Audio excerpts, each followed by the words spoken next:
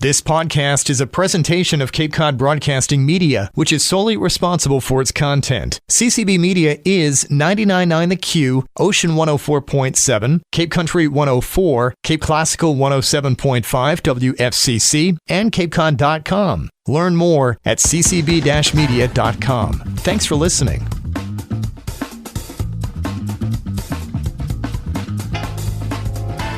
Good morning, and thank you so much for joining us for this segment of Sunday Journal. I'm Justin Saunders, and I'm joined over the phone today with Cape and Island State Senator Julian Cyr. Senator Cyr, thank you so much for joining us. We're in the midst of this COVID-19 pandemic. It's had such an impact on Cape Cod and the islands.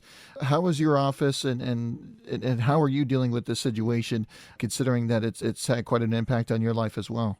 So, we are managing like many Cape Codders and Islanders who are fortunate to be able to do most all of our work from home. And I'm very cognizant of the people in our community who don't have that privilege, right, who are on the front lines of caring for people in our hospitals and our health centers and our skilled nursing facilities, grocery store workers, other essential folks, people who are keeping the steamship boats running, who keep the RTA going. So as far as, me and my team, we've been able to do most all of our work remotely, but that work has increased substantially. We typically have a good volume anyway, but the number of constituent requests that we've had has increased significantly, and rightly so, and just a number of Cape Codders and Islanders who need help getting access to a variety of services, navigating unemployment, particularly people who have more complicated unemployment claims. So, a lot of folks here just don't have one job with one W-2 form. They often have a few different income streams to cobble it together to make a life here. And so that can mean, potential hurdles through the application process or pitfalls, rather. So a lot of work in trying to help constituents get help.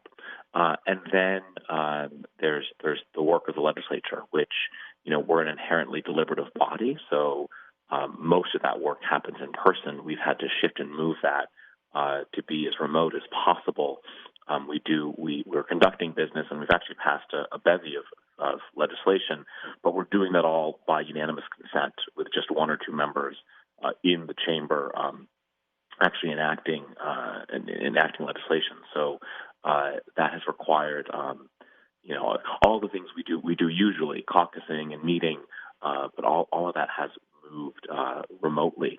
And, I think for the duration of the, particularly the surge, we need to keep doing that.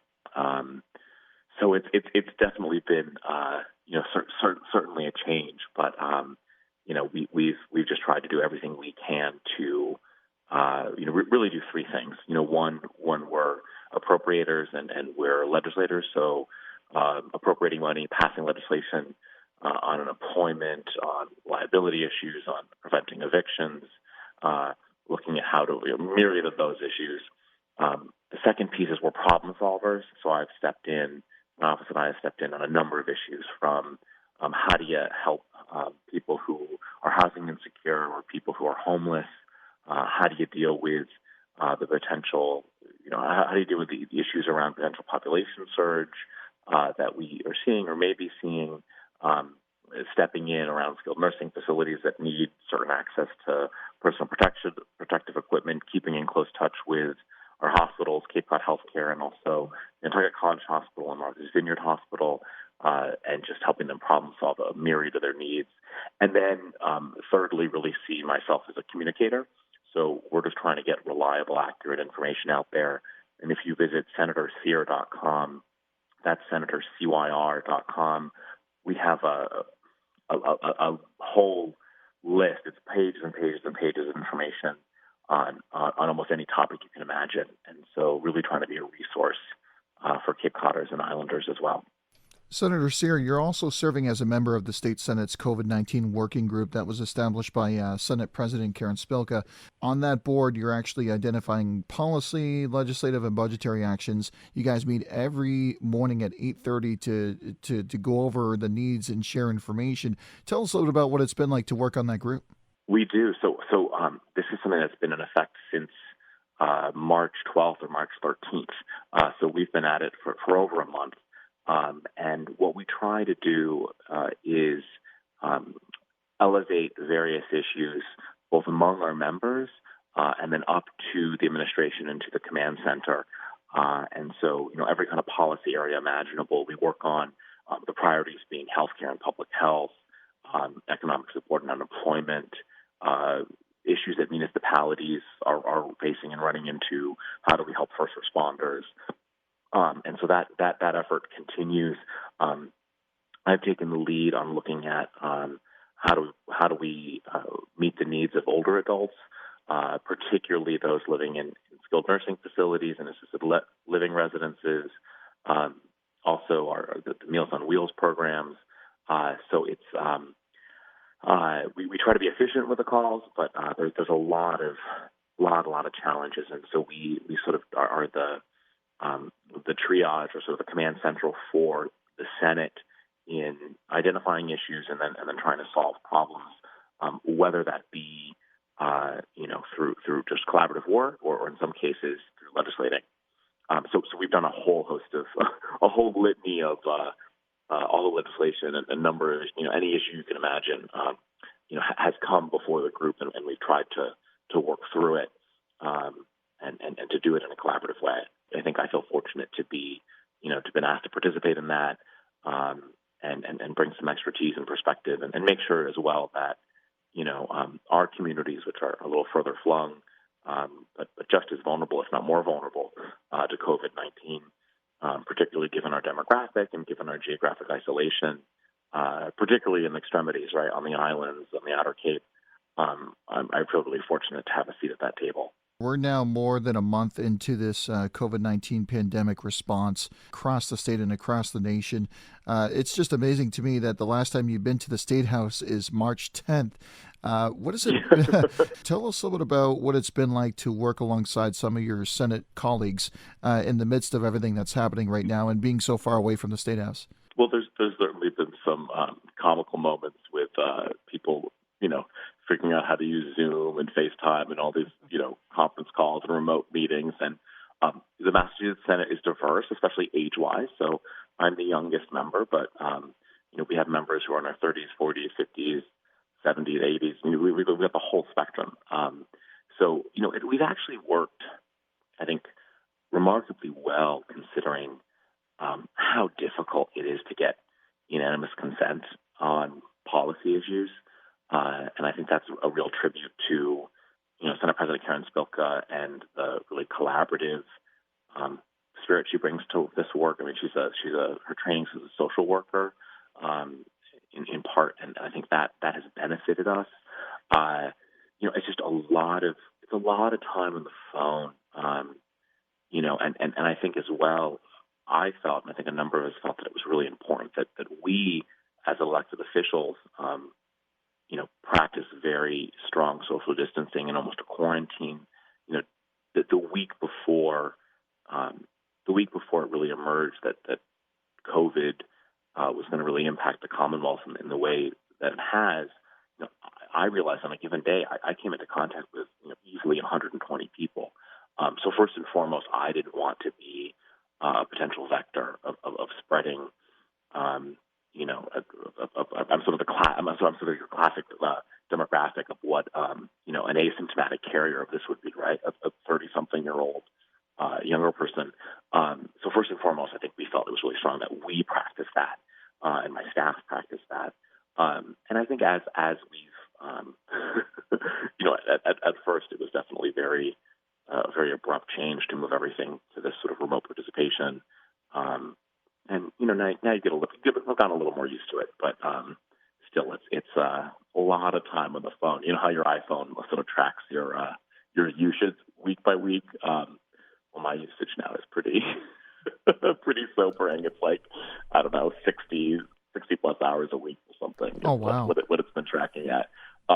So lots of screen time, lots of phone time, but really trying to make sure that we're doing everything we can to elevate issues, to solve problems, to communicate to Cape Codders and to Islanders. What would you tell those that are listening that are having issues dealing with mental health, whether it was before this pandemic and those that are suffering from mental health right now as a result of this pandemic? This is a really difficult time, for everyone, and especially for people here on the Cape and on the islands. Not only just the current public health crisis that we're in, but as we begin to recover and maybe have a glimmer of being able to open up, the financial pain is going to be significant. And when you have so many of us who make our lives, in a few short, 8 weeks, 12 weeks of the season, having a muted season or not having that even leads to a tremendous amount of anxiety and stress. And so, you have the isolation, first of all, of being, not able to see the people in your everyday life, whether that's your, loved ones, whether that's just, a friend, the person you see every day who gives you your coffee, and so that isolation, and also the real anxiety and uncertainty of what's going to happen, and that is just profoundly stressful. I think it's really important that people take time for themselves, try to do things that help make them just get a little breath of fresh air. But it's really difficult. I mean, I'll speak honestly. I've struggled, through this. There's been some days for me, particularly early on, where I felt my own sort of depression was very, very heightened. And there was days that it was hard to get out of bed. Now fortunately for me, I have the privilege where I can work from home, and there may be one or two conference calls that I took from bed. But I think we just have to be really gentle with ourselves. That so many people are going through this, and that don't be shy about reaching out for help. There are a number of mental health providers who are actually offering their services free of charge right now, and I think tap into that. But this is really difficult, and for people with chronic mental illness or pretty significant mental illness, this is really hard. Even just accessing services, and if you need those services, it's just harder to do from the mental health space and the recovery community. And so this is just a tremendously challenging time. And I think you've got to be gentle with yourself, reach out to people who you love and you trust, and don't be shy about getting help. But one of the indicators of mental health struggles is the difficulty of asking for help, and that's hard to do, and I struggle with that myself. And then we have some great resources on senatorsear.com where people can turn to, especially for accessing some of this help that's out there of the mental health workers and counselors who are providing services free of charge. From the way that everything looks now, the way the summer seasons it could be drastically impacted by this pandemic. What are you hoping we're able to take away from this, and how do you see this playing out for so many businesses and people impacted by this? So, Justin, there's a lot we just don't know. I think it's safe to say that we're going to have a muted season. We had a revenue panel yesterday. It's sort of a hearing on what we expect economically. Of course, this is done remotely. We're looking at a significant level of unemployment, potentially up to 18 or 20%. We're looking at a significant loss of GDP, significant loss of revenue, to state and local government. And from for a place that's in the business of welcoming people, when you're in a pandemic, right, you can't do that. And so what we're trying to do is to, one, make sure that we're getting out accurate information to people who are thinking about coming here, who may want to come here. And I understand why people want to come here, particularly to stay in their second homes or to seasonal workers who are thinking about returning. So we're working on actually having uniform information from basically that'll come out from the hospitals, from the chambers of commerce, from the towns. This is an effort that my office is leading to have uniform information for visitors or people who spend time on the Cape but who aren't here now, and that'll have to be updated and that'll have to change. But we know that it's going to be a pretty there's a lot of uncertainty and there's a lot we don't know, and I think I expect the May 4th executive order is going to be extended. I'm almost certain that will be extended. And I think how we reopen, it's not sort of clear. We won't reopen sort of cleanly or sort of consistently, right? So there may be an opportunity for restaurants to open with a much more limited capacity, right? With half their occupancy, or there may be openings up of small retail stores that can only accommodate one or two people at a time. But a sort of return to business as usual, I think, is going to take a while. And so we're just trying to get ahead of this in making sure that we have accurate information, particularly for people who are thinking of returning here, of urging them to really use extreme caution. And if they do come, that they need to adhere to a strict 14-day quarantine, that they need to get their supplies before they come. I think what we've been trying to say is that, we're preparing to welcome you back when we can. And this is a place that people, come to find, to be restored and find, solace and beauty and just relaxation. And certainly, as soon as we can do that, we're gonna try to be ready to do that. But there's a whole host of challenges that this raises for our season.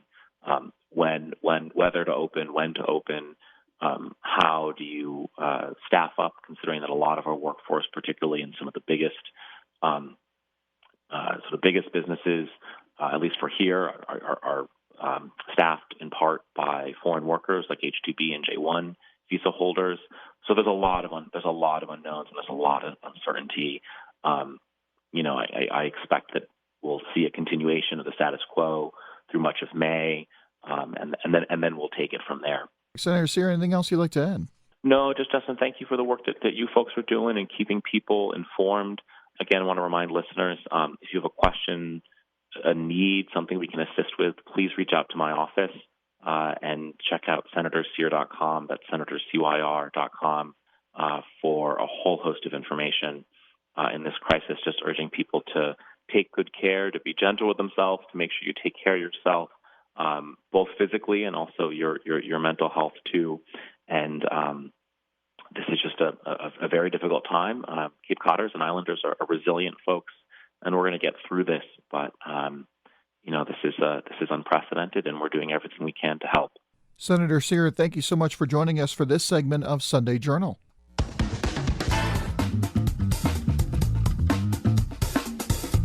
This podcast is a presentation of Cape Cod Broadcasting Media, which is solely responsible for its content. CCB Media is 99.9 The Q, Ocean 104.7, Cape Country 104, Cape Classical 107.5 WFCC, and CapeCod.com. Learn more at ccb-media.com. Thanks for listening.